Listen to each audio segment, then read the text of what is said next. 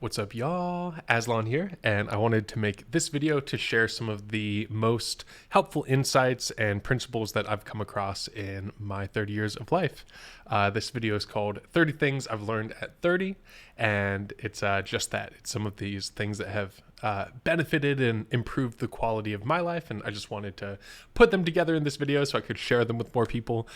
Sometimes I feel like when I learn something new, I get so excited about it, and I just, have that desire to share. So this is kind of an expression of that as it relates to some of the things that I've come across so far in my life that I feel could be of value to other people. So without further ado, I'm going to go ahead and hop into it and just go through these 30 things and try to, share kind of like the essence of these things.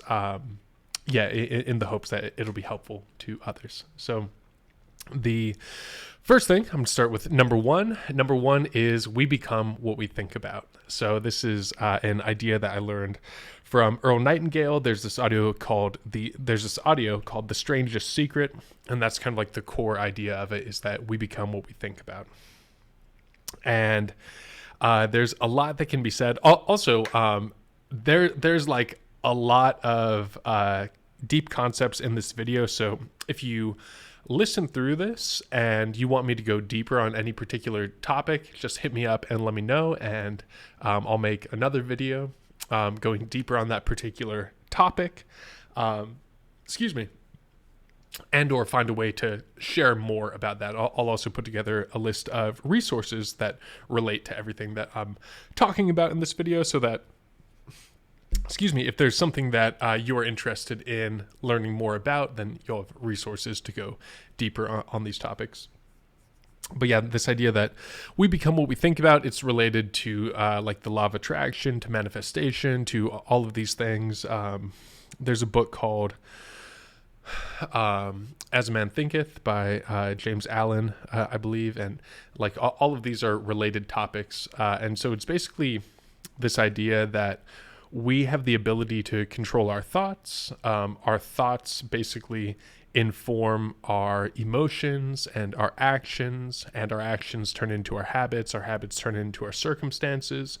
And whatever it is that we're desiring to create or experience in our lives, we have the ability to basically focus our mind on that thing consistently over time, such that we're able to generate whatever our desired result is. So if you want to, like one of the examples for me in my life is that, so like today I do digital marketing work, and I work with multiple companies supporting them with digital marketing services. And part of how I got into that was basically by setting the intention and setting the goal to earn, like $2,500 per month at the time by serving with digital marketing. And so I wrote down that goal, and I would focus my mind on it every day. And even though I didn't know how I was going to reach that goal, I knew what I wanted to achieve. And then to me, that represented at the time certain degrees of freedom and a certain flexibility.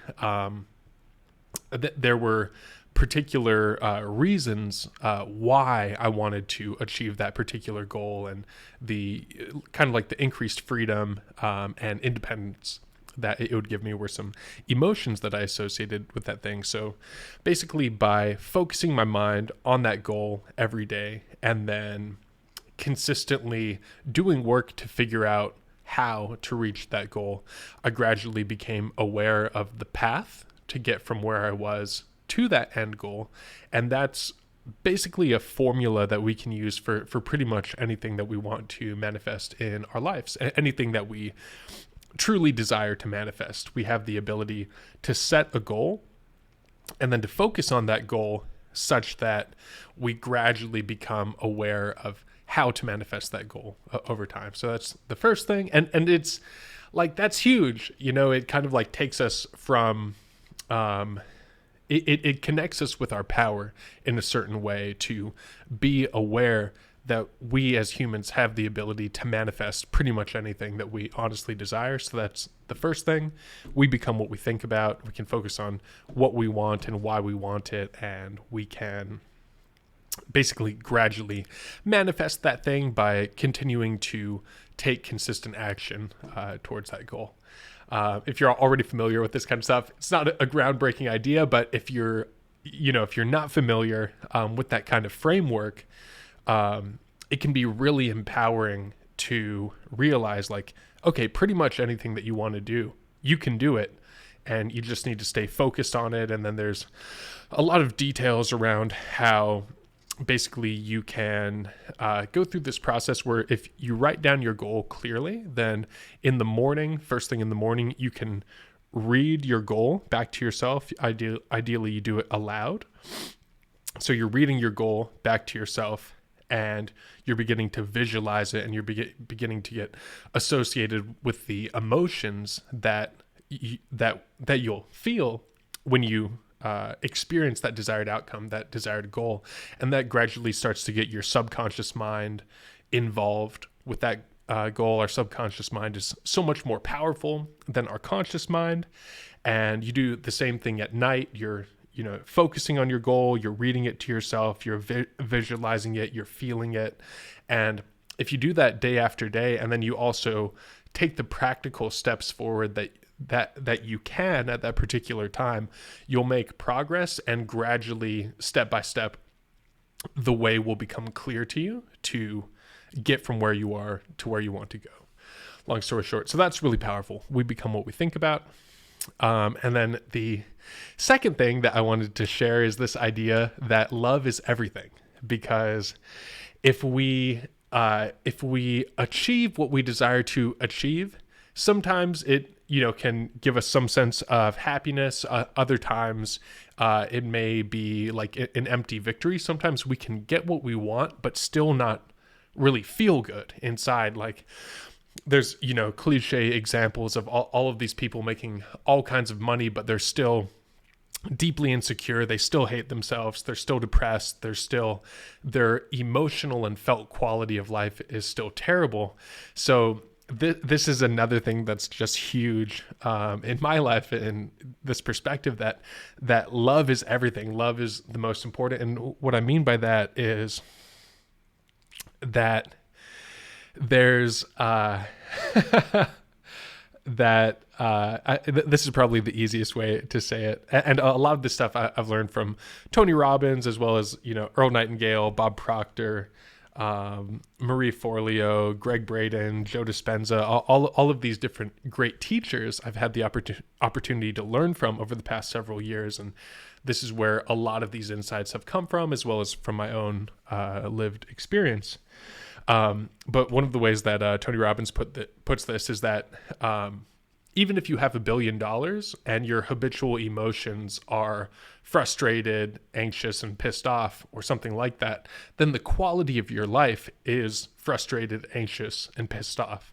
So it's necessary for us to basically learn how to shift our state of being, learn how to gain emotional mastery, learn how to create a sense of well-being and a sense of wellness inside us. And so you can think about this in terms of, like, if you have love for your life, that's going to immediately increase the quality of your life. If you have love for the people in your life, that's going to increase the quality of your life. If you have love for the world at large, for nature, for the universe, all of those things are going to basically imbue your life with this beautiful quality and this beautiful emotion that is that is a positive, felt quality. There's this idea as well that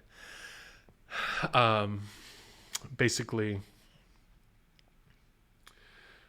what is it? What is it? It is, I'm blanking on it. I'll share it if it comes back to mind. But this idea, it kind of like leads to these ideas of the science of achievement versus the art of fulfillment. And so it's this idea that, yes, we do become what we think about, and we can manifest pretty much anything that we desire.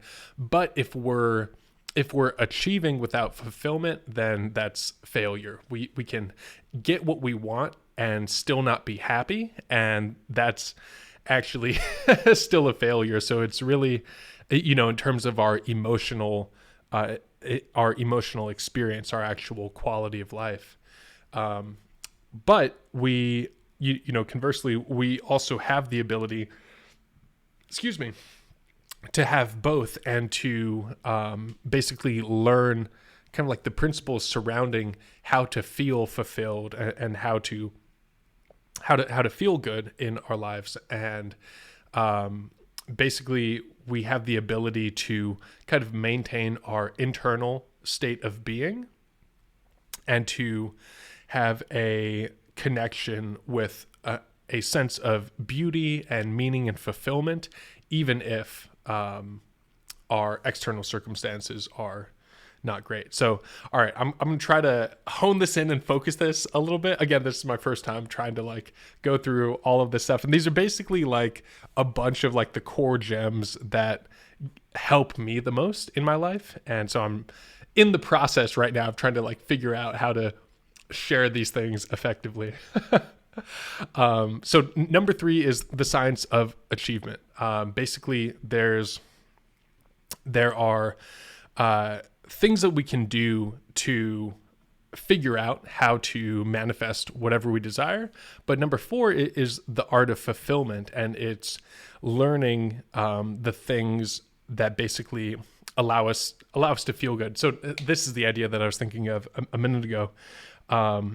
It is that, oh my goodness, wow. I'm blanking again. Let's see.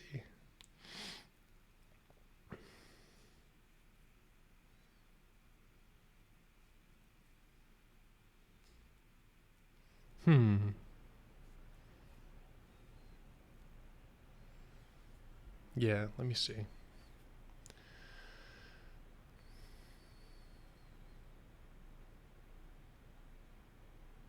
I'm just gonna keep going. So there's real quick in relation to number 3, the science of achievement. There's a book called Think and Grow Rich that's really powerful, and it basically lays out different principles to turn your dreams into reality. And these are things like amplifying your desire, getting clear on what it is that you want, using what they call auto-suggestion to basically reinforce that goal in your mind, and basically use the subconscious to help you get there. It also talks about like masterminds and working with other people. So there's like a process that you can follow to learn how to manifest whatever it is that you desire. But it's important also in relation to number 4, the art of fulfillment, to learn the principles. This is it. Okay, I think I got it this time. It's this idea that whatever we do, whatever we do in our life, whatever we're trying to achieve, we're basically trying to achieve that because of how we believe that we'll feel once we achieve this thing. So it's real, like in a big way, life is all about the feeling. Life is all about the feelings that we feel on a regular basis. Like if you want $1 million, it's because of how you believe you will feel once you have that $1 million. If you want to be in a romantic relationship, it's because of how you believe you will feel once you're in that romantic relationship. Whatever the goal is, whatever the desire is, it resonates with us because of how we believe we'll feel once we achieve that thing. So the art of fulfillment, number 4, is super important because basically we have the ability to generate these positive feelings within us now and along the way, as well as when we reach that final goal. And so part of how this works is, like once you get clear on what you want, then you can begin to visualize that thing and you can imagine it vividly. And if you are basically connecting strongly enough with that vision in your internal experience, then you can start to notice the positive associated emotions that come up in relation to that vision. It might be, for me, oftentimes it's a sense of freedom. It is a sense of joy, a sense of abundance, a sense of openness, fun, play, creativity, magic, things like that. These are emotions that I tend to associate with my visions and my goals. And the process of visualizing these things on a daily basis and connecting with that vision and staying connected with that positive vision and goal of the future helps to imbue my life today with that positive energy. And it's something that you can experience as you begin to practice these things and build up the habits. The first time, you might get some sense of it, but if you do it 10 times or 25 times or 50 times or 100 times or 1,000 times, then it begins to build up the neurological networks and basically the patterns of biochemistry that help you to stay connected with that vision and with that state of being. So that's, a lot. We can go into it more. And there's just so much here. But I'm going to keep going.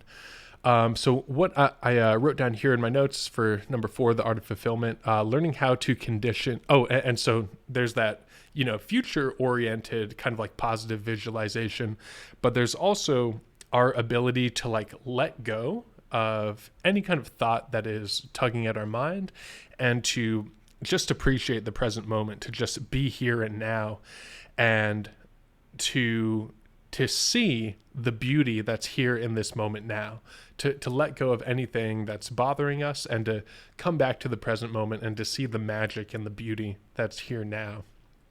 And as we develop that practice as a habit, then it helps us to be more present. It helps us to experience the beauty that's here for us now, and to feel it. And so it increases the felt quality of our life. As we build that habit of connecting with what we're grateful for, connecting with what we appreciate, connecting with what we're thankful for, connecting with what we love in the here and now, whether it's something that's in our physical environment, or even we can focus our mind on memories from the past that we're grateful for, things that we've already gotten to experience that we love and appreciate, time with family, time with friends, times in nature, whatever it may be. We have the ability to control our focus, to let go of anything that's bothering us, and to come back to gratitude. Oftentimes easier said than done. But this is something that we have access to as humans. And the more that we use it, the stronger that pattern becomes in us, and the more it increases the quality of our lives. This all relates to number 5, more broadly, state management. So how we think and how we feel comprises our state of being, and we have the ability to shift our state of being depending on how we use a few different factors. One is, our focus, what we think about, what we focus on, what you focus on, you feel. So with that awareness, we can become aware of if we're focusing on something that's draining our energy or something that's agitating us or causing anxiety. We have the ability to shift our focus from that, and let go, and maybe just return to the breath, or maybe return to our heart and the things that we're grateful for. And as we shift our focus, our feeling gradually shifts. There's also the triad that Tony Robbins talks about. It's your physiology, your focus, and your language. And so that is basically, what you're mentally focusing on, how you're using your body. So this is a really powerful thing. And one of the things that Tony talks about is physiology first. Sometimes we can try to think ourselves out of negative emotions, but sometimes it can be way more effective to just get up and go for a walk, or put on some music and dance, or to drink some water, or eat some food, or take a nap, or do some breath work to, in some way, shift the way that we're using our physical body in a powerful way. Making a radical change in our physiology can be really powerful, and then can help set us up to shift our mental focus, and then also shift our language. The way that we describe and language our experience also changes how we feel. It changes our emotions. So, the difference between like, you know, I'm lonely versus I am enjoying solo time.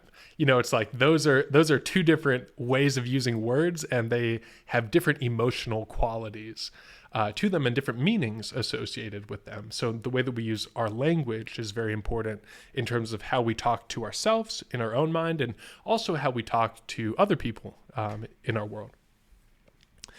And then there's also relating to state management. Also, like, state management is so important because our level of energy determines so much in our life. Basically, when we're in a low energy place, or when we're in what can also be referred to as a suffering state, our perspective on life is very different. The information in terms of the thoughts that we have access to is very different. We tend to tell ourselves disempowering stories. Everything is just way harder from a low energy state and from a suffering state. But through learning more about how we control our state of being, how we control our state of being, and how we elevate our energy, we can get into a high energy state of being, and also into what can be referred to as a beautiful state of being. And when we learn, and the benefit of being in that place is, one, it feels good, it feels way better, and we also have access to more creative solutions, to more insights, to what you could call higher vibrational thoughts. We have access to more inspiration and creativity, and all of these like positive and beautiful aspects of our psychology. We have access to those when we're in a high energy state and when we're in a beautiful state of being. And so making that distinction between low energy suffering states and high energy beautiful states of being, there's this book called 15 Commitments of Conscious Leadership. They kind of refer to it as being above the line or being below the line. And you can also think about it in terms of like the relaxation response versus the fight or flight response, if you're familiar with that, and kind of like our nervous system. But basically, like relating to our primary goal, as well as, like all of the, so I'll keep it focused on, our primary goal. If you have a primary goal that you're working towards, it's going to be way harder, if not impossible, to get to that primary goal in a suffering state. And even when you get to that primary goal, if you're still in a suffering state, then the quality of your life is still, like frustrated, down, upset, whatever it is, you're still going to be in that negative feeling, even if you reach your primary goal. Whereas if you're able to learn how to shift your state to a higher energy, more beautiful state of being, then not only are you going to get the creative solutions more effectively to reach your primary goal, you're also going to have the energy to take the action necessary to reach your primary goal. And when you get there, you're going to enjoy it that much more because you're in a beautiful state of being. So I hope that makes sense. And some of the things that we can do to live in a beautiful state of being habitually, and to basically make that our habitual way of being, our normal way of being, the way that we are consistently and subconsciously having that be our normal, are healthy habits. So that's something that I'm really big on as well. And there are 8 that I focus on. Excuse me. There's all kinds of different things that we can do to shift our state. But these are some of my favorite, and that's rest, or I guess I'll break it down into 7. It's rest, getting good sleep, naps, all that stuff. Wonderful. There's this book called Why We Sleep by Matt Walker. Breaks down a lot of the science on sleep and how that relates to our health and our well-being. But rest, breath work and meditation, exercise, eating healthy food, feeding your mind, connecting with the people that you love, and doing what you love. These are 7 healthy habits that basically help us to take care of ourselves, to build positive energy in our own mind, body, and spirit. And then we have that that can help put us into these higher energy level states and into a more beautiful state of being, from which we have energy to work with and to channel into whatever we're creating. So I'll come back to those healthy habits a little bit later in this video, but yeah, just in this section number 5 on state management, I figured they were important to share. Another thing is that, and I'll keep it moving. I'm doing my best to be at least somewhat concise with these things, but again, I'm just trying to figure out the best way that I can share some of this information with people. It's my experience that as I practice, these various practices, especially breath work and meditation, they help to give me more spacious awareness and more presence in my life, and that feels great. They increase the quality of my energy, and they help me to get into a place of overflow so that I have extra energy from which to be of service in the world and to help the people that I love, to support the organizations that I'm working with, to give to the people that I'm performing music for, to channel into creating new music, all of these different things. And so, learning how to manage our state is paramount. And basically it's like, if we get really good at managing our state well and living in beautiful states of being consistently, then that is just so powerful in increasing the quality of our life. And if we don't, we generally get our conventional environment tends to put us more into fear and stress and these lower energy, more suffering states of being, and that really degrades the quality of our life and is not ideal. It creates a lot of pain and suffering. So state management is super important. All right, moving on. Number 6, conditioning gratitude into our nervous system. So that is an awesome thing. And just to be like kind of concise about this, so I'll give an example. Like right now, if I'm feeling scattered or if I'm kind of all over the place, what I can do is I can let go of anything that my mind is kind of chattering about, and I can focus on a few things that I feel grateful for. I can focus on the fact that I'm alive. I can focus on my appreciation for nature, and I can focus on the fact that I have this fun equipment that I can record with, and just focusing on these things and bringing my mind back to gratitude, appreciation, thankfulness consistently, and then building that as taking the action not once, not twice, but basically many times over the days and weeks and months and years, begins to build that pattern into my nervous system. And all of us can do this. It begins to build that pattern of gratitude and appreciation and positive energy, positive emotion into my nervous system. And that's one of the best ways to move from suffering into beauty, from a suffering state into a beautiful state, is to learn the skill of letting go of what is causing us tension or anxiety in the moment and moving back into connection with the things that we're grateful for, with the things that we appreciate, with the things that energize us and lift us up. And that's a conditioning process, the same way that you can do, push-ups and squats and exercises to condition your body physically.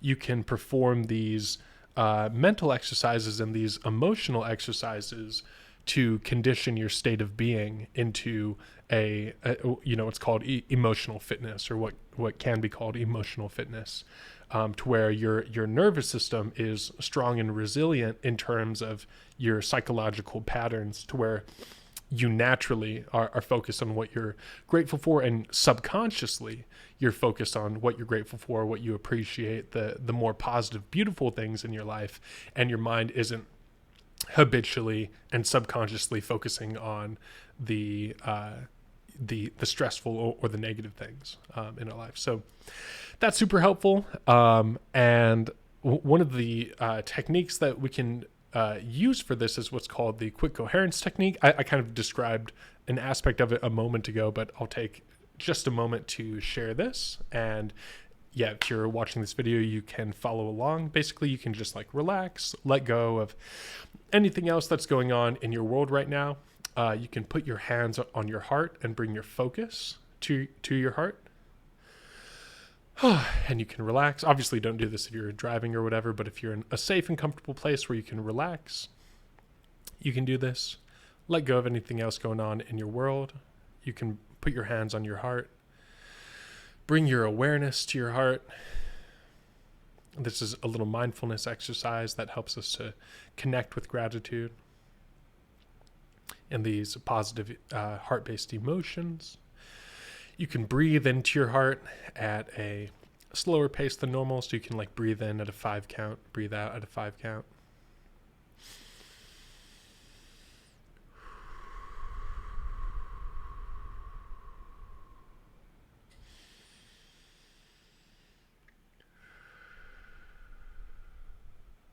So with your focus on your heart, breathing those nice, slow, deep breaths into your heart, then you can activate a memory from your past of something that you're grateful for, that you got to experience.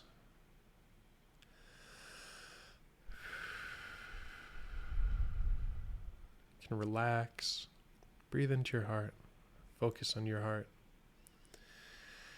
and remember that experience. Something beautiful that you got to experience, maybe a time with family, a time with friends, a time in an environment that you loved. Some kind of memory that you can be grateful for, appreciate, or feel thankful for.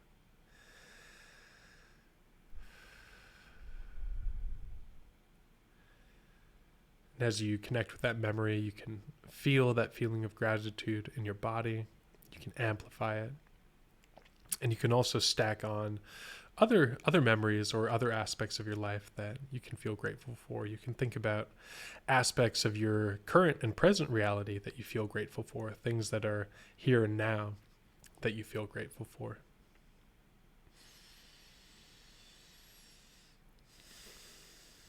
Breathing into your heart.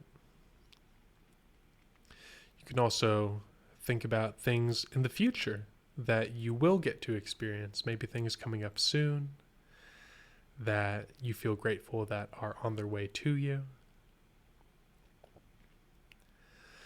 Feeling upcoming opportunities, maybe times coming up that you get to see your friends or family or go to experience something that you're looking forward to, and feeling that gratitude, feeling that appreciation for those things that are on their way.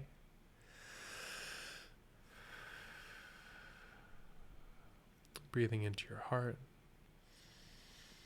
and connecting with these things that you're grateful for.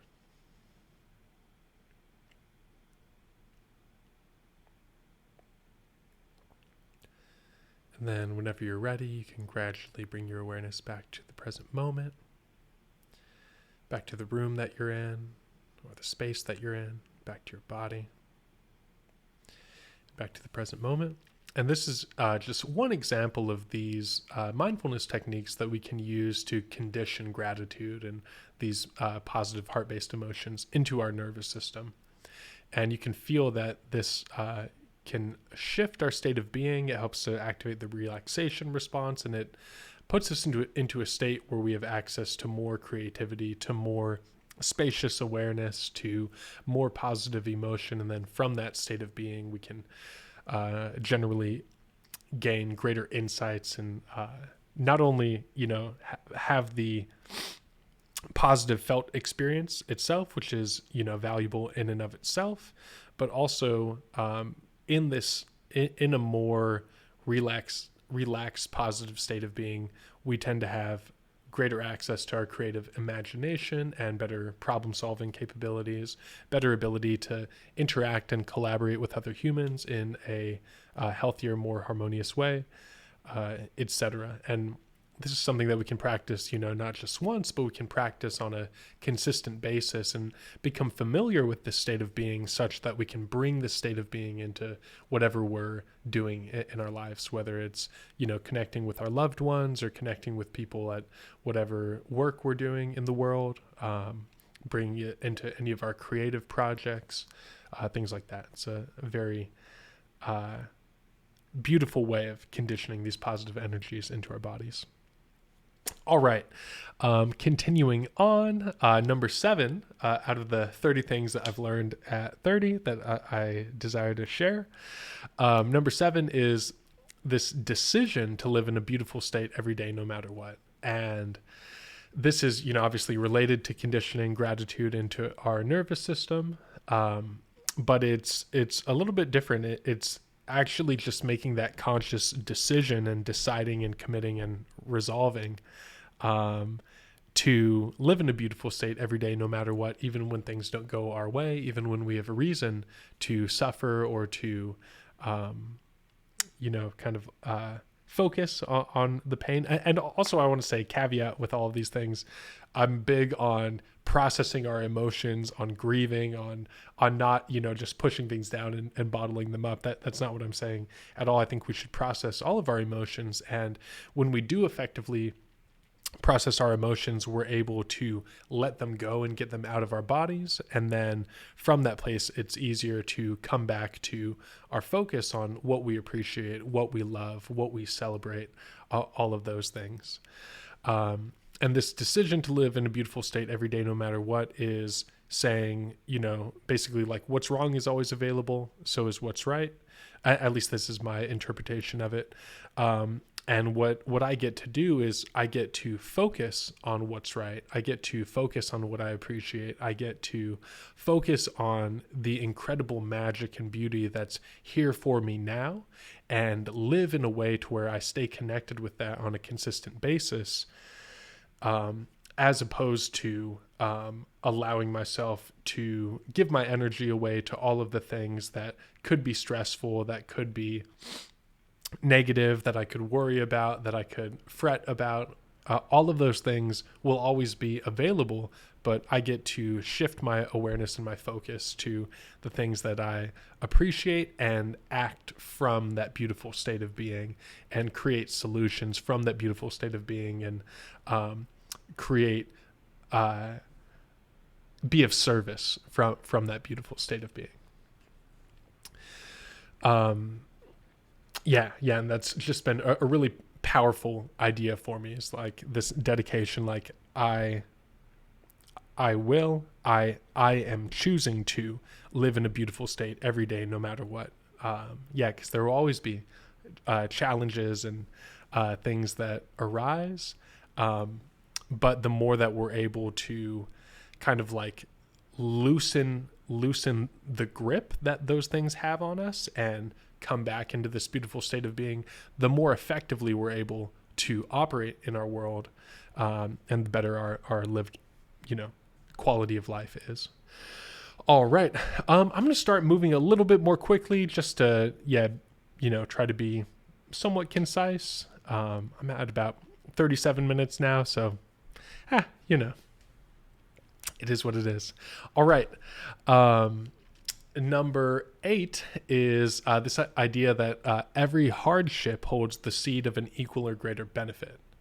And this idea is super powerful to me, especially in relation to this idea to live in a beautiful state every day, no matter what.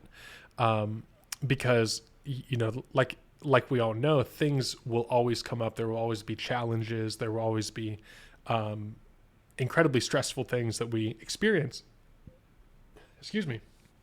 That we experience in our lives. But this principle, this awareness that every hardship holds the seed of an equal or greater benefit, is a really powerful perspective, because it helps us to remember that there's something positive that can come out of whatever challenge it is that we're facing. So one of the ways that this probably the biggest way that this has shown up in my life is, for me, in relation to the death of my mom when I was little.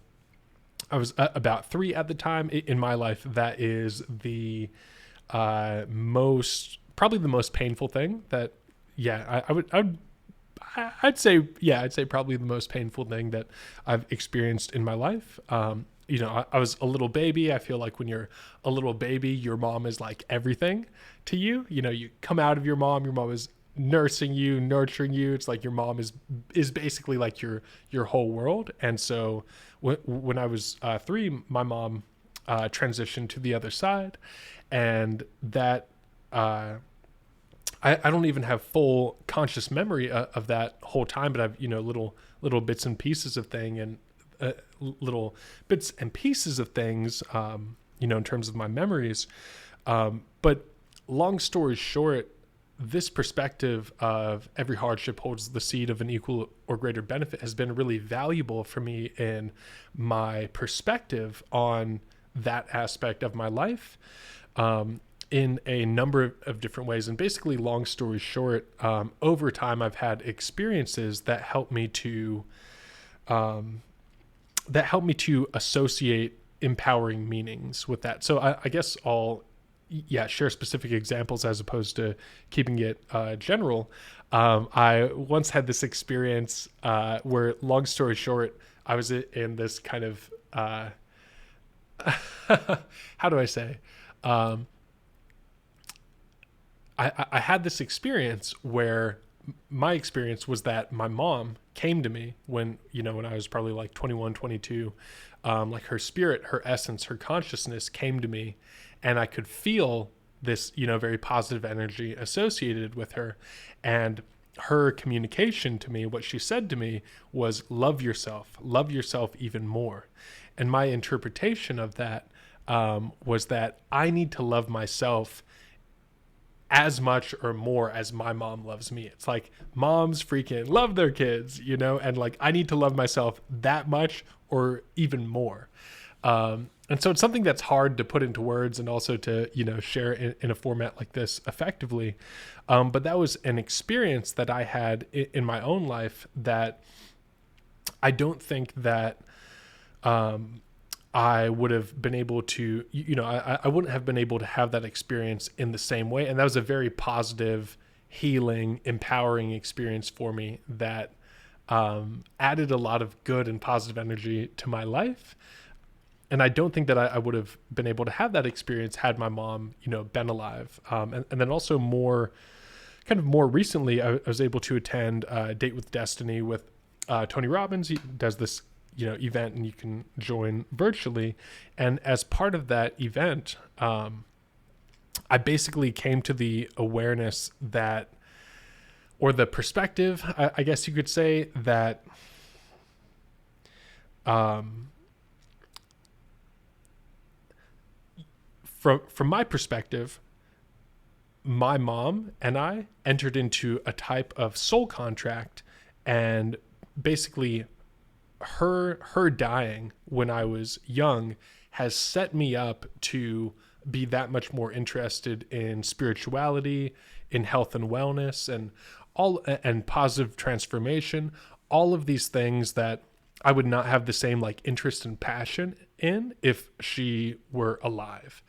And that's setting me up to learn these things and to share these things with the world and to help bring positive transformation to the world based on that hardship, based on that challenging and negative experience. Like I wouldn't be where I am and on the path that I'm on today if it wasn't for that great hardship. So number 8, this idea that every hardship holds the seed of an equal or greater benefit is very powerful to me. And I feel like we have that ability to find that seed of an equal or greater benefit and to water and to cultivate it into the greatest gifts that we're able to receive based on those hardships that we experience, if that makes sense. Number 9, learning and growing. I'm going to read some of my notes here. It's this idea that life is a spiritual journey where we as beings in consciousness, souls, or whatever you want to call us, are learning and growing to become an even better version of ourselves for the next stage of our journey and ultimately our return to source. So this, I'm going to talk about the 6 human needs in a little bit, but this one, number 9, learning and growing, and 10, meaningful contribution. these two things are massive, because one of the things that I continue to become more aware of in my life is that, we have the ability, we have pretty much a limitless ability to learn and grow. And what that does is that sets us up to give more effectively. And learning and growing and giving are two of the big things that help us to feel fulfillment in life.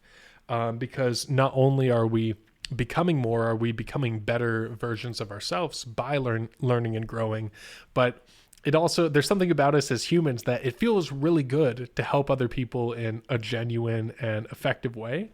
It's a beautiful thing. It's just part of how we're wired.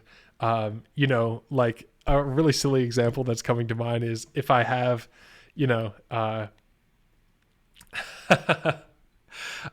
say, I go to work, I earn some money, I buy 5 cookies. This is a really silly example.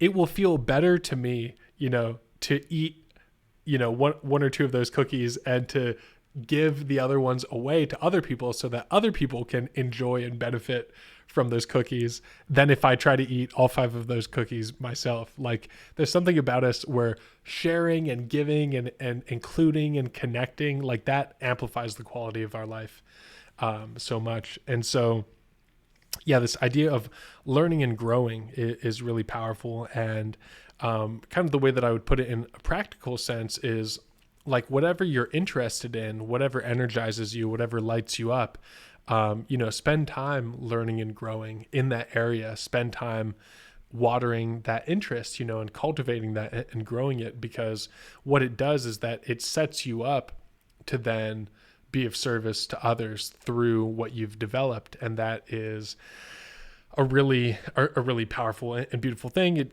helps us with fulfillment, and it also helps us with earning money. And it just,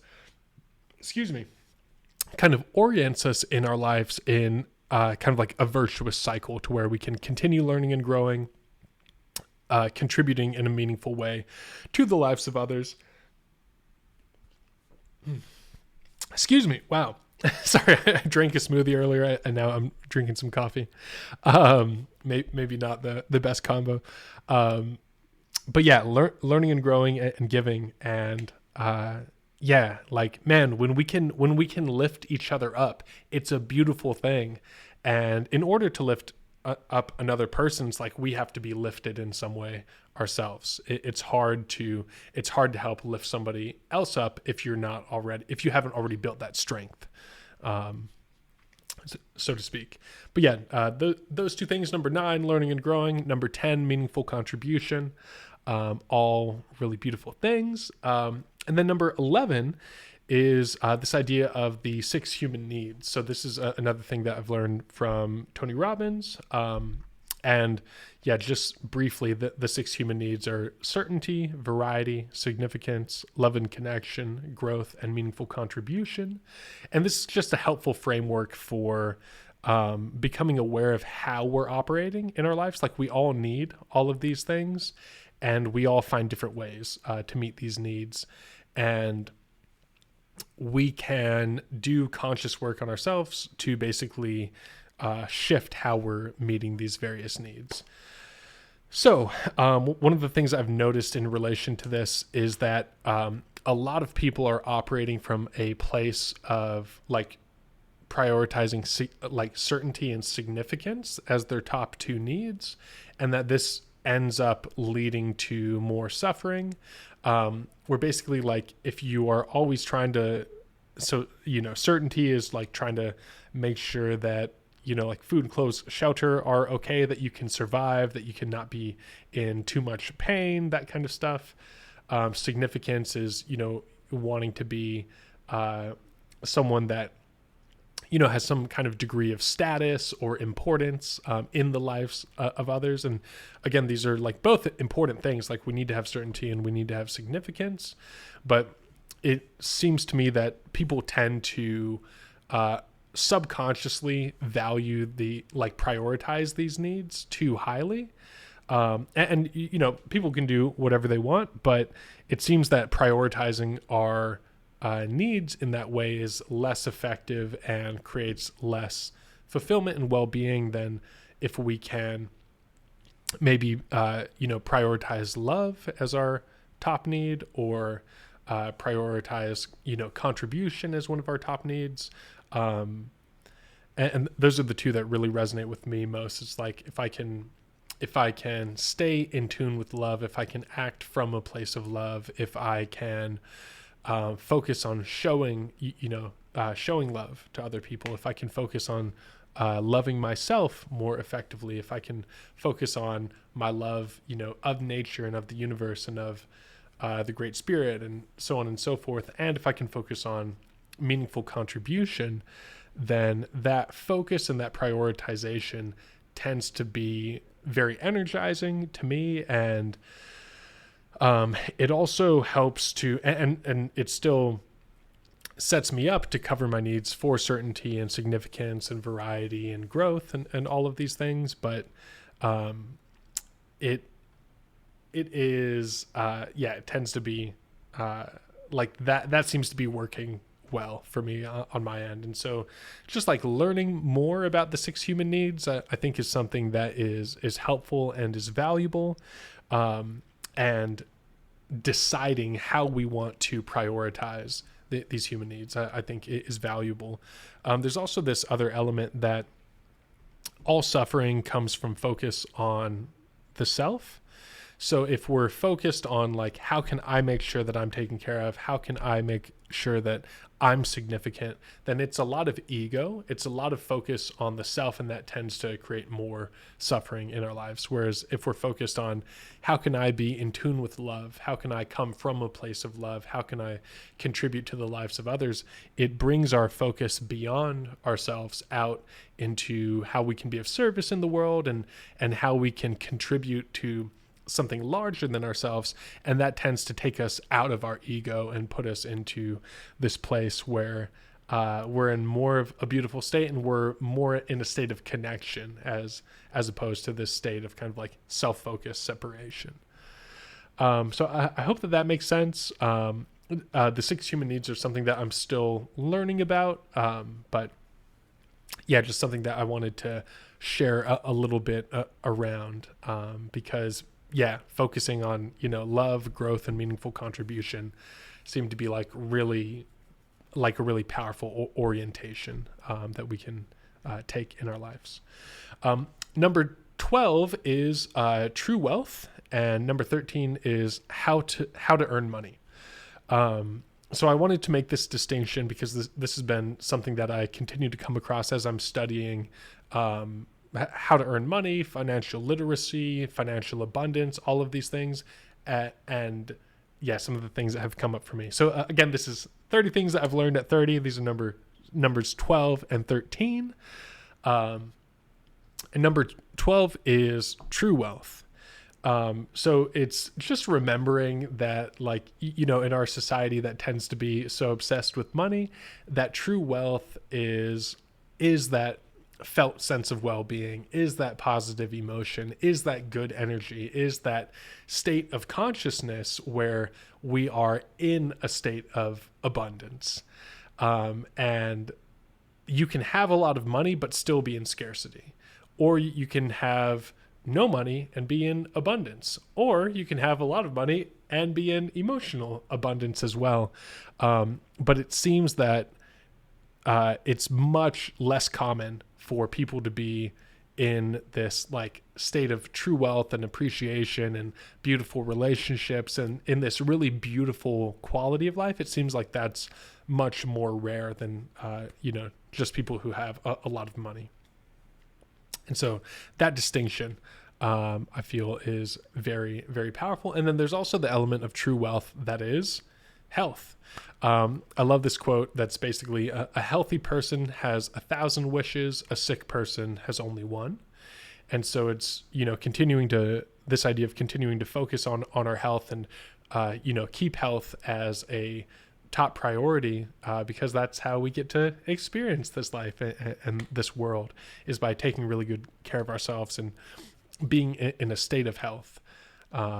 And I would say that that's mental, emotional, and physical health and spiritual health as well. And not just not just physical health or having a body that's technically functioning properly. If we're not in a state of emotional health, mental health, and ideally spiritual health, then our overall quality of health is going to be lower. But if we're able to cultivate all of those aspects of health, we're going to be in a much better place, and that relates to healthy habits as well. That being said, moving on to number 13, how to earn money. This has been one of the things that's been really helpful to me in my life, this framework for how to earn money. And that's basically by building skills and adding value. And this wasn't something that I learned in school. This is something that I learned from studying Think and Grow Rich and personal development and these, various sources of knowledge, information, and wisdom. But it's basically this idea that there's a difference between skilled labor and unskilled labor. And again, this might, be very basic if you're familiar with these things, but I figured I would just share because these are not things that anyone, taught me in school. These are things that I had to go and learn myself. Basically, we have the ability to build skills. So if you're interested in, video production, you can learn about video production. If you're interested in agriculture, you can learn permaculture. You can learn about regenerative agriculture. If you're interested in music production, you can learn skills around this. It's like whatever you're interested in, you can build skills in. And then with those skills, you can add more value to the lives of other people.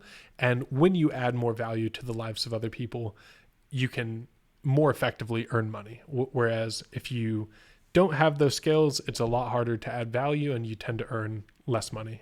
There's a formula that's basically like your rewards in life will always be in direct proportion to the quality and quantity of service you render.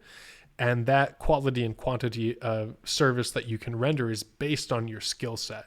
So as we build these skill sets, then we can more effectively render greater quality and quantity of service and earn more money. So that kind of like foundational framework has been really helpful for me. And it's something that I continue to, work with. And so again, for me, an example is that over the past few years, I've learned about digital marketing. I've learned about how to run Facebook ads and Google ads and how to set up landing pages and build email lists and how email marketing works and how to, some basics around sales. And another skill that I have the opportunity to learn is around copywriting and how to write effective copy for funnels. And also, I've learned more about like video production and social media marketing and how those things work and how to build audiences and things around building community. So all of these have been skills that I've learned over the past several years, and they put me in a better position to add value to any organization, because pretty much any organization needs help with marketing and with, reaching their ideal client more effectively and strengthening that relationship and generating more sales and creating more of a sustainable business, so on and so forth.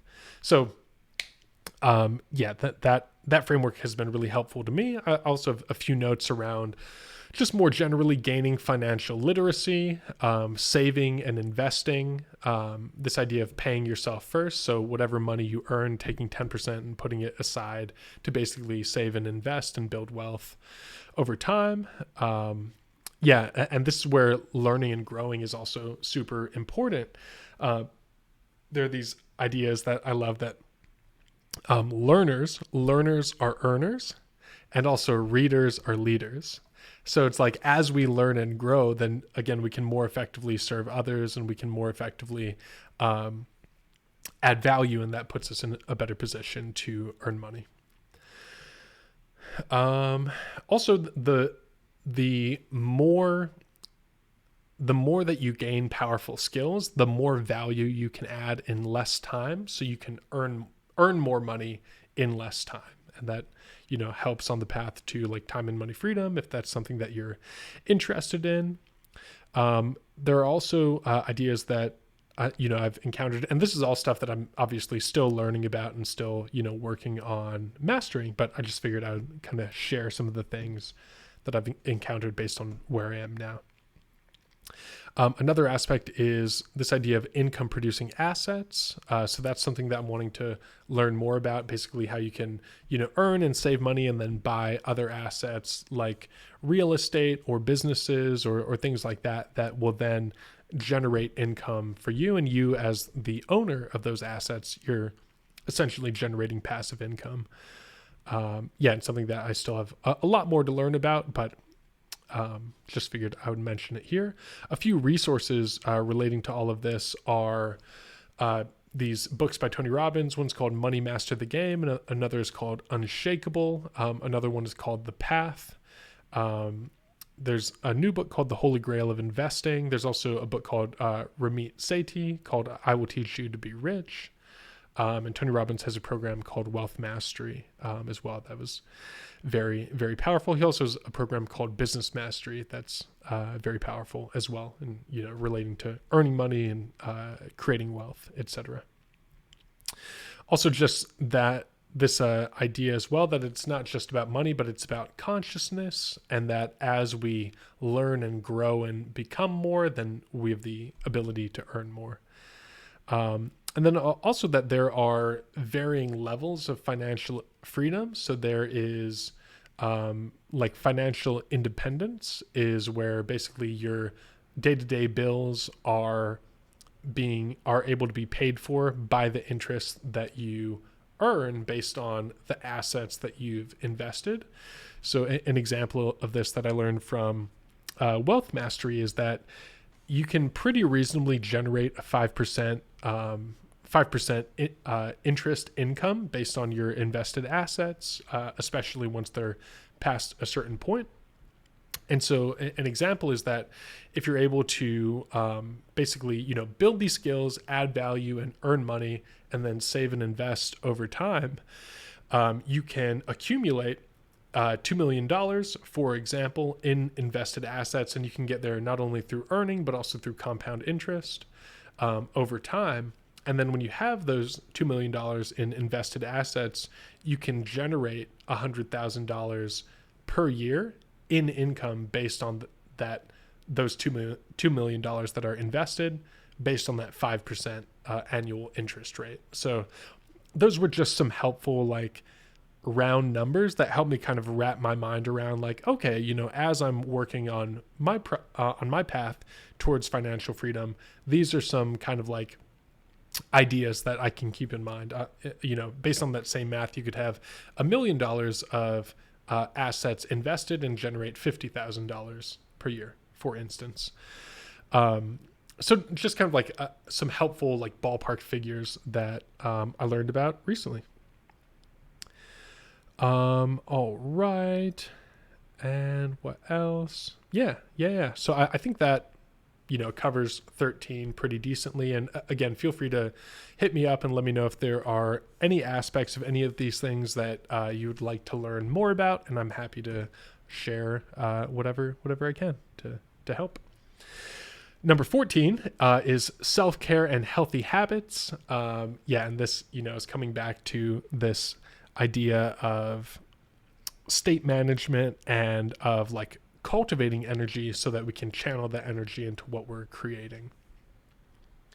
I have this song called Charge Up, and the chorus is I charge up, then I spread that what? Hey, I charge up, then I spread that love. And that basic framework is so important to me because we have the ability to charge up. We have the ability to take care of ourselves. We have the ability to cultivate this really beautiful, powerful energy, and then we can spread that energy amongst the world and spread love. And so going into these healthy habits that are very helpful to me for charging up,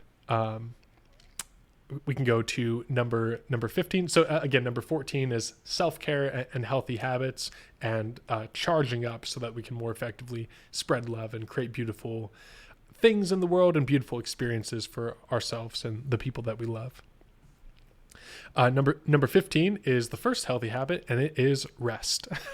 So just a few notes around rest that I figured would be worth discussing are, one, getting around 8 hours of sleep per night. This, varies. I think there was a study that showed that for women, 9 hours of sleep per night is actually creates better physiological effects than 8 hours.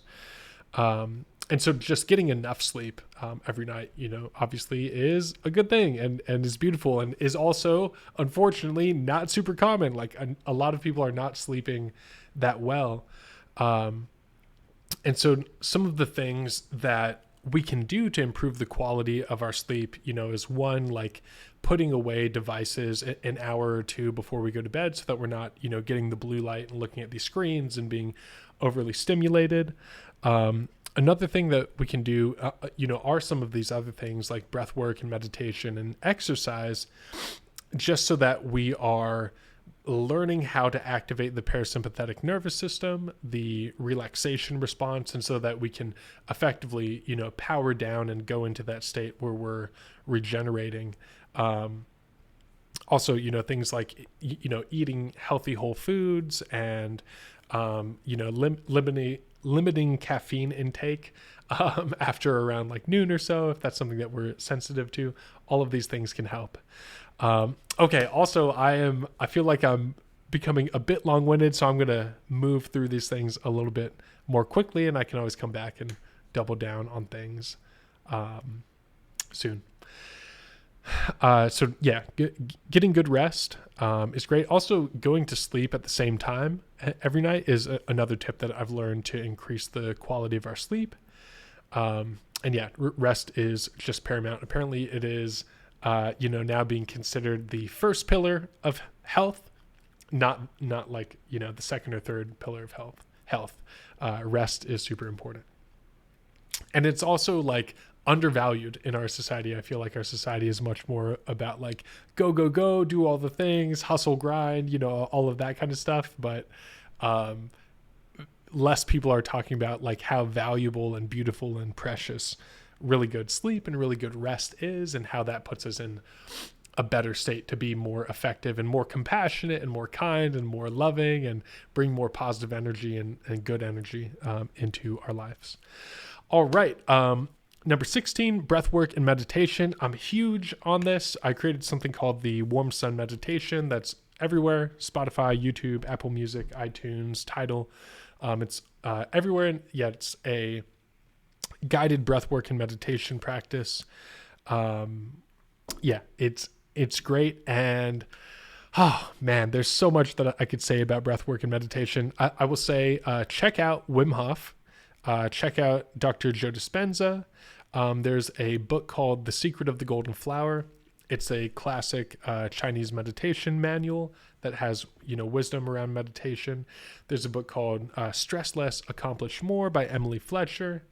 And there's also a book called Inner Engineering by Sadhguru.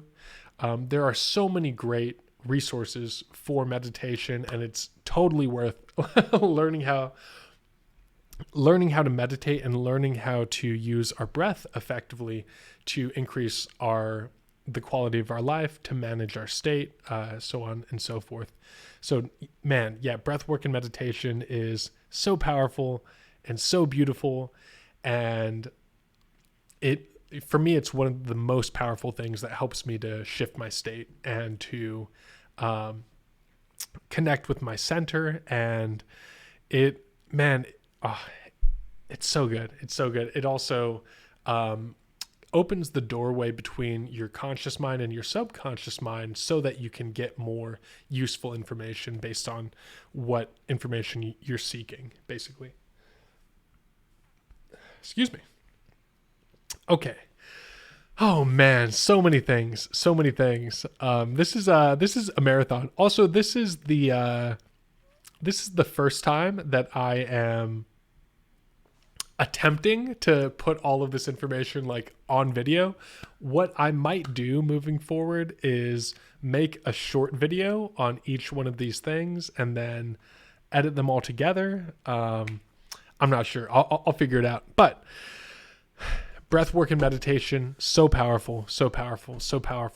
Wim Hof breathing, also super powerful. There's also box breathing, that's super powerful. The quick coherence technique, that little heart meditation that I shared a little while ago. That's super powerful. Breath of fire, comes from the yoga traditions, very, very powerful as well.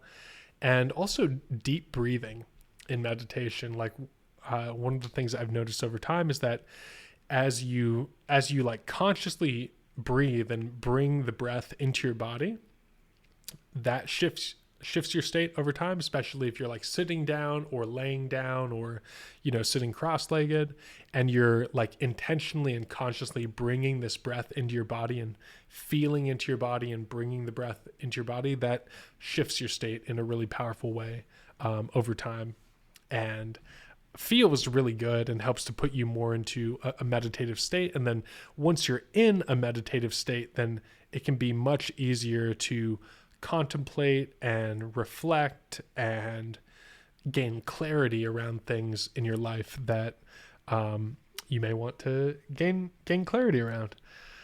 So number 16, breathwork and meditation. I'll probably make more videos just on this topic, but it's so good. It's the best.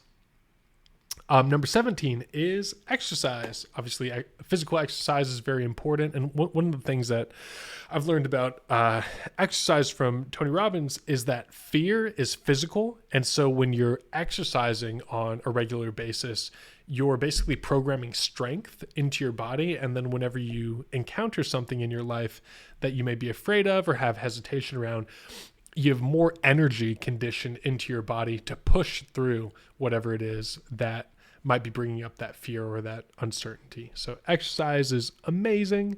Some of my favorite exercises are walking, running, push-ups, pull-ups, squats, leg lifts, yoga asana practice, going through the different yoga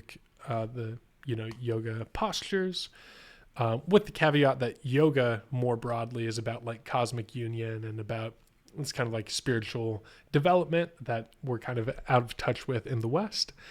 But coming back to exercise, stretching is so beautiful and wonderful. Also weightlifting. Got into like I'm not like huge, but I got a little muscle, and am enjoying the process of gradually building more muscle. Muscle mass is also correlated with like longevity and, has a lot of health benefits as well. So, barbell exercises like barbell squats, bench press, deadlifts, overhead press, all of those things are great exercises that I enjoy as well. And then also, dumbbell exercises. One of the things for me, that it's resonated with me more to do more like home workouts as opposed to going to the gym just for the sake of time management as I'm working on growing my music business and working with these various companies and taking care of my family and my relationship, like my meaningful relationships in my life, my wonderful girlfriend, all these different things.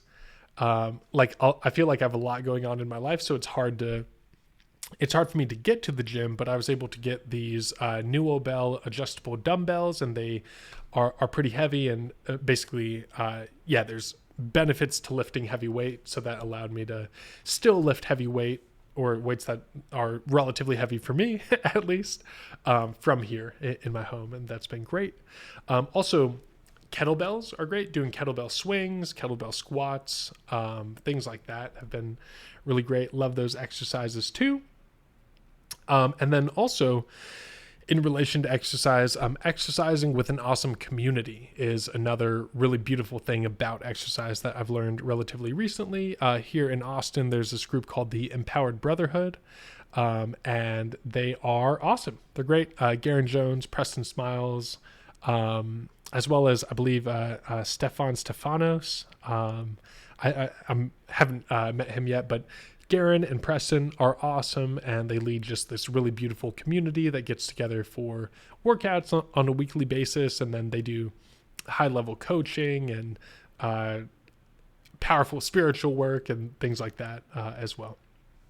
So exercising with the community can be really powerful and really nourishing and help us to grow even more effectively than just exercising by ourselves. All right, number 18 out of the 30 things that I've learned at 30 is eating healthy food. This is huge, and I'll just touch on a few things here. Yeah, this is a whole thing, man. I probably need to break this up and do multiple videos on all of these different things, but I'll figure it out. Just a few things here. One is eating high water content foods. So one of the things I learned from this program called Life Mastery with Tony Robbins is basically that our body needs, like, in order of priority, needs oxygen, it needs water, and then it needs the vital nutrients, or the other, vital nutrients like macronutrients and phytonutrients and those things. But oxygen, so breath, is very important to our physical health, obviously, and then getting enough water is very important to our physical health. And that means not only drinking water, but also eating high water content foods, because those foods like strawberries and like, lemons and, broccoli and basically fruits and vegetables, mangoes, spinach, romaine lettuce, blueberries, what else? Kale, sprouts, all of these different plant foods, fruits and veggies, contain living water, and they contain the minerals and enzymes and phytonutrients that allow that water to be assimilated effectively into our bodies. Whereas if we're just drinking water, like filtered water or distilled water, it's much easier for that water to just pass right through our system and not really be assimilated into our bodies. So we can be drinking water but still be dehydrated, and then that lowers our energy, and our body can't function in the way that it needs to. So eating these plant foods, eating these whole foods is something to look at and potentially to emphasize and double down on. That can really increase the quality of our lives. Also, as we eat these cleansing foods, it can help get rid of all of the junk that we've built up in our bodies from fast food and just from all of the bullshit that's in our society and the stuff that's not, really food, or even just like the ambient, toxins in our environment. Eating these cleansing plant foods and fruits and vegetables can really help cleanse that junk out of our systems. And as we detoxify our systems, our energy goes up that much more. All right, I'm gonna keep it moving. Feeding your mind, number 19. This is all about continuing to learn on a daily basis. And again, these are the like healthy habits that I am very passionate about, because these things allow us to charge up and then more effectively, spread love and create beautiful things in our lives. And so again, it's rest, breath work and meditation, exercise, eating healthy food, feeding your mind, connecting with the people that you love, and doing what you love. And so this one, feeding your mind, I'm on number 19 out of these 30 things. It's just huge. Continuing to learn and grow in the areas that we're interested in helps to empower us. It helps to expand our awareness. Like a lot of this stuff around like finances has been really energizing for me to learn over the past few years. And, learning that we become what we think about, learning about just all this empowering information, it expands our world, and it's just the best. It's great. And it allows us to continue growing and getting better. And then that allows us to add more value and be more effective in our lives. So some of the resources that I've written some notes about are, studying Tony Robbins and his work on psychology and self-awareness. People who talk about spirituality and mindset that I enjoy are Eckhart Tolle, Michael Bernard Beckwith, Dr. Joe Dispenza, Gary Vaynerchuk, aka Gary V, Lewis Howes, Jay Shetty, Marie Forleo, and there are many other great leaders and teachers. In health and wellness, Dr. Mark Hyman has a book called Food, What the Heck Should I Eat? Helpful, in that area. studying things around skill building, studying things related specifically to our career or the area that we're working to build skill in is super helpful. Taking online courses, things like this. All of these things help to feed our mind, help us to become more and become better versions of ourselves. Financial literacy, creating, and of course, creating healthy and beautiful relationships. So one of the things that I learned a little while back from this awesome lady named Lisa Nichols is kind of categorizing our lives into 4 quadrants. One is health. That's, mind, body, spirit health. 2 is our career and finance. 3 is our relationships, and then 4 is spirituality. So looking at our life in those 4 quadrants, and then being aware that, like, okay, I can learn something about any of these 4 quadrants, on any given day, and feed my mind in these areas, and that'll allow me to have better health, to excel in my career and finance, to improve my relationships, to improve my spiritual understanding, or improve in the spiritual aspect of my life. And just continuing to learn and grow in these areas is awesome. And if we're feeding our mind every day, in a year we're going to make significant progress. We're going to know more, we're going to become more. It's a beautiful thing. Okay, number 20, connecting with the people that you love. This is also another, it's just such a beautiful thing. One of the things that I've learned about our relationships is that in our relationships, we amplify emotion. So the amount of, joy and happiness and fun and celebration and excitement that we can experience ourselves, might be significant, but generally speaking, we want to share, that love with other people. And what it does is it amplifies the emotion collectively.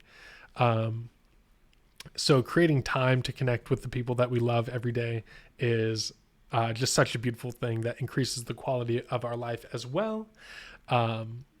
And it's something that I really love. Some of the notes that I wrote related to this are this idea of listening, showing love, and adding value. So this idea that our relationships are a place that we go to give, not a place that we go to get, per se, is something that's very powerful. And if we're operating in that way, if we're coming into connection with the people that we love and approaching with this idea of like, hey, what can I give? How can I add value? How can I show them love? How can I support them? How can I uplift them?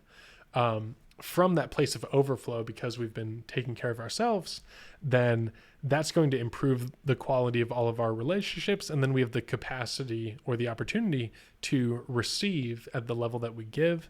This is something that Garen Jones has spoken about in the past. And it's so beautiful. Like, approaching with that intention of giving is just a really beautiful way to connect with others. All right. I am feeling the need to wrap this up relatively soon, so I'm going to go a little bit more quickly through some of these other things. Number 21 is doing what you love. At this point, maybe self-explanatory. It's like being aware of the things that energize us and the things that drain us, and going towards the things that energize us, and investing our energy and our time and our work in those things that energize us.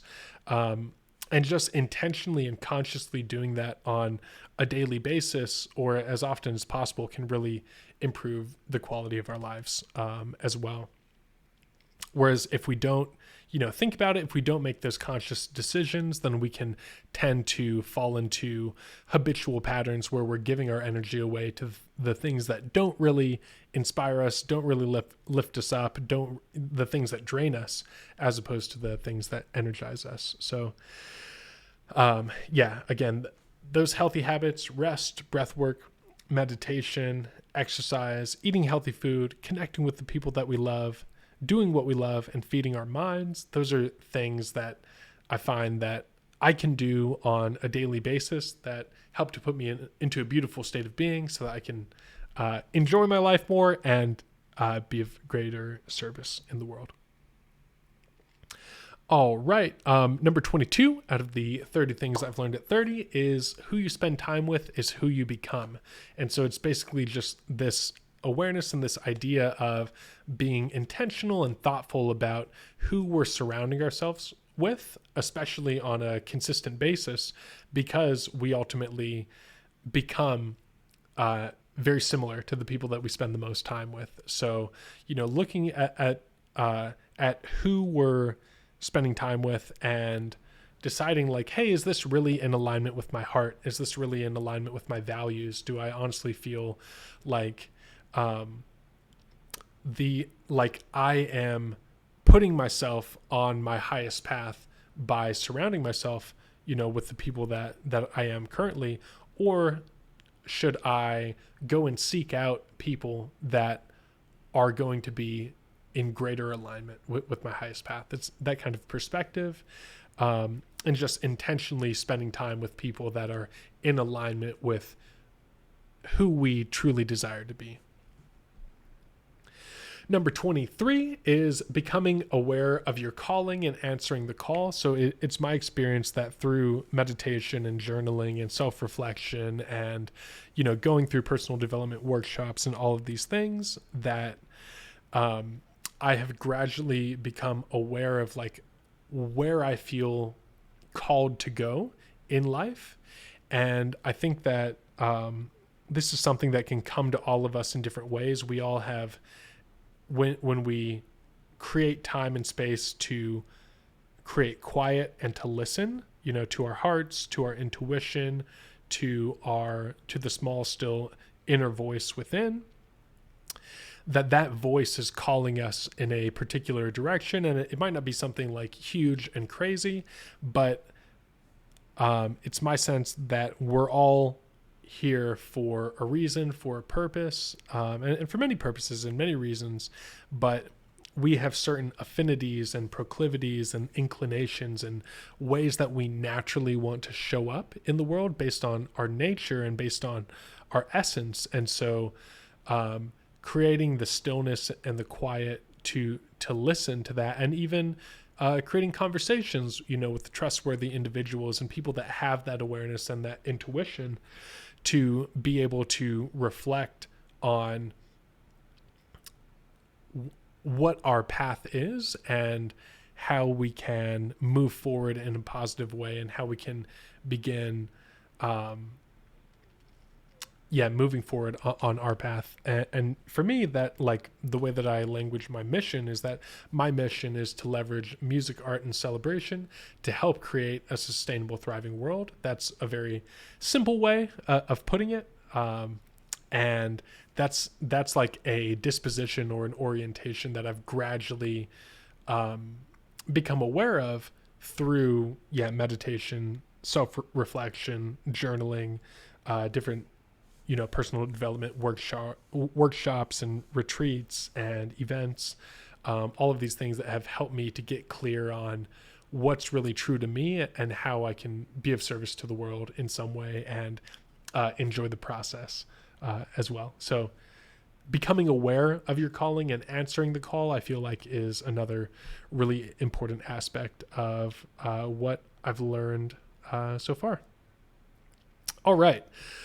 Number 24 is another really powerful idea or perspective, and it is the types of consciousness, or some people call them states of consciousness or stages of consciousness. But basically there are four. This is something that I learned from Dr. Michael Bernard Beckwith, and they are to me, by me, through me, and as me.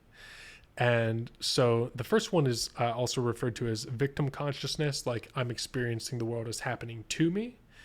Whereas number two, by me, is referred to as manifestation or manifester consciousness or creator consciousness, where you experience the world as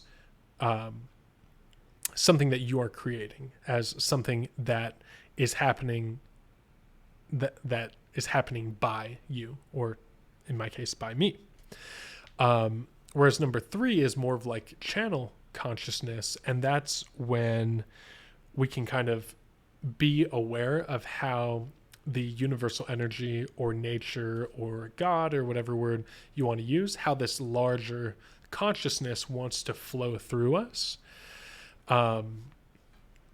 And that's something that we can kind of, like when we're in flow state, there's this kind of consciousness and energy that's flowing through us. We're not necessarily consciously, intentionally doing everything ourselves. We're kind of allowing things to flow through us. So that's, to some degree, that's, the kind of state that I'm in now. And, like when I'm performing music, that's more of a flow state, or maybe when, if you're writing and you're, writing a story, that story in some way is coming through you. And so that's kind of, through me, channel consciousness. I also think about like, Bashar or like other channels where they're just like allowing this information to flow through them. And that's a fascinating thing that we have access to as humans as well. All right. Number 4 is asmi, and that's essentially this state of experiencing all of creation as yourself. The word yoga means union, and it's about this like cosmic union. There's also a term samadhi, where essentially like individual consciousness merges with universal consciousness and you experience yourself as the whole universe. And so that's another type of consciousness that we have access to as humans. And so being aware of like when we're in victim to me consciousness and being able to shift into either by me manifestor creator consciousness, or through me channel consciousness, or even being able to shift into as me consciousness and just feeling that oneness with all that is, are really fascinating aspects of life. And yeah, just another really remarkable and beautiful thing that I've been able to learn about so far. So that's fun. And if you search like Michael Bernard Beckwith types of consciousness or stages of consciousness, he breaks these things down as well, probably better than pretty much definitely better than I've broken them down here. So that's fun too. All right. Number 25, the real deep down you is the whole universe. That's an Alan Watts quote. And that's another thing that I feel like is just a really powerful perspective. And it's a really powerful thing to feel as well. It's my experience that through meditation, basically I have this sense that I am not just my body, I'm not just my mind, I'm not just my emotions, but I'm something that transcends all of those things. I'm the observer of all of those things. And, we basically have the ability, or it's my sense that I can kind of like feel not only my body, but the space around me, and that I have the ability to feel out into the whole universe and to feel, in some way connected with the whole universe. And that feeling of connection with something, with that feeling of connection with everything in some way, is very valuable and very beautiful, and has this kind of serenity to it and this really beautiful feeling tone to it. And also it's my sense that so much of the separation and negativity and pain in the world comes from the belief in the illusion of separation, as opposed to the sense of feeling connected with everything. So when you feel connected with everything, you're not trying to, fight things or kill things, or you're not trying to like put other people down or take control or manipulate. You understand that you are in some way a part of everything that is. And so you're more so working together with everything in more a spirit of collaboration and harmony. And that's a really beautiful thing, and creates a different type of, a different set of outcomes than feeling separate and isolated and, that kind of mode of operating. Continuing on in more of a like micro perspective, number 26 is small, simple steps. So, there's that whole cosmic union perspective that's so beautiful and is so energizing to me. But then bringing it back down to earth and to small, simple steps is something that I really value and feel is very practical and beautiful as well. And that's just this idea of like, hey, what can I do right now to take one little step towards my primary goal? Or to take one little step forward in a positive way. And that perspective as well, small, simple steps, is something that I really value and think is really beautiful as well, because it's very grounded, very practical, very immediate, as opposed to just like basking in infinite cosmic union eternally, which is also cool from my perspective.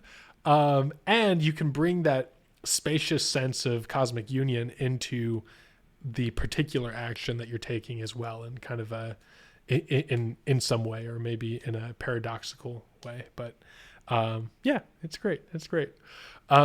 Number 27 is habit building and conditioning. So again, whatever it is that we're desiring to experience or create in our lives, we can take these small simple steps consistently over time. And you can take a step today and tomorrow and the next day and the next day and the next day, and then over around like 60 to 90 days we tend to build a habit of whatever action we're taking consistently, and that basically allows us to do those things automatically. So you can think about like, not only what actions do I need to take to reach my primary goal, but what habits do I need to build in order to reach my primary goal. And it also reminds me of this idea that we set goals not because of what we get, but because of who we become in the process of achieving those goals.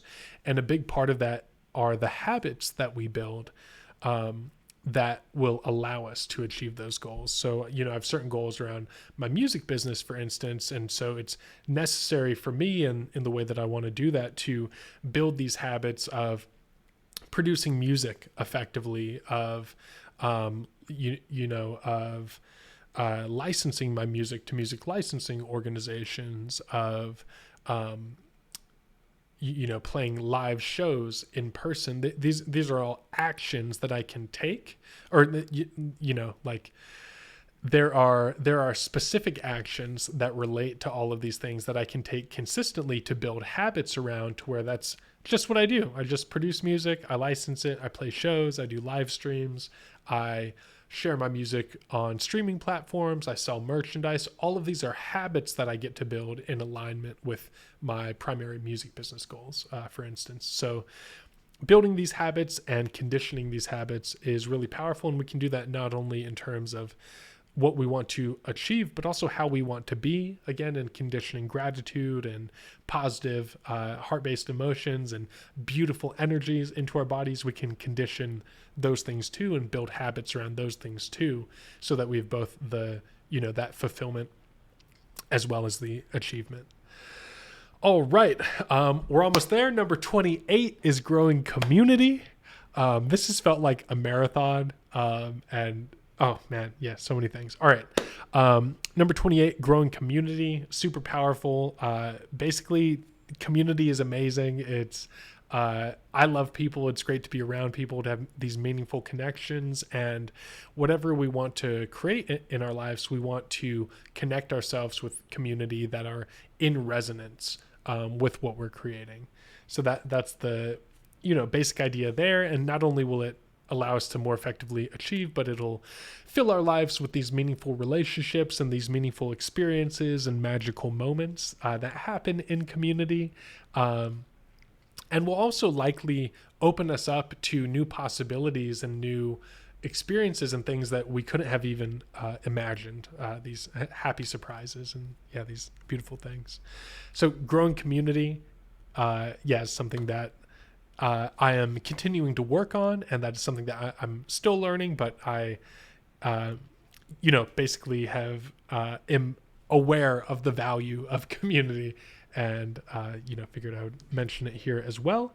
The last two, number 29 is that what you appreciate appreciates.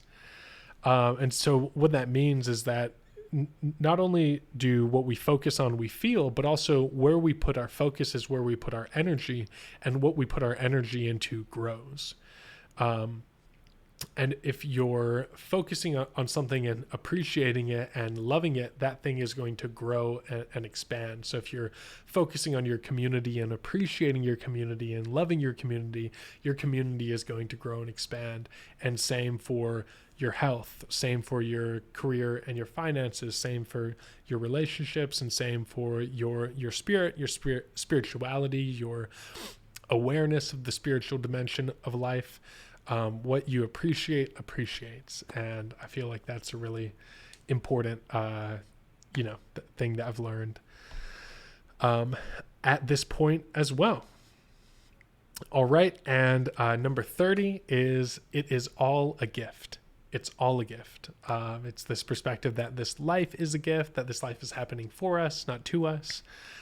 Even when it seems like it's happening to us, and that, we have these, that just the fact that we have the opportunity to experience anything at all is a gift and is a miracle.